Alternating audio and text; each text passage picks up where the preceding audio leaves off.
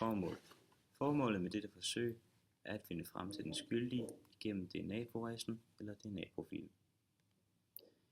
Fremgangsmåde. Elektroforesekar.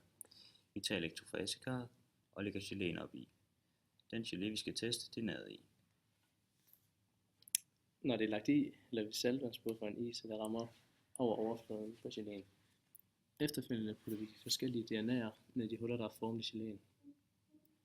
Efter det sætter vi elektroforesekaret til strøm og venter ca. 20-30 minutter.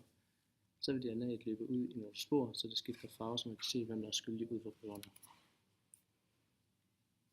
Resultatet af forsøget. DNA'et vandrer efter størrelse. De mindste kommer hurtigst, og så vandrer det mod den positive ladning, da det selv er negativt ladet.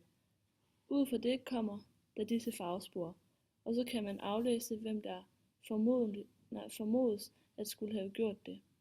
Og der kan man se, at nummer 1 og 4 matcher.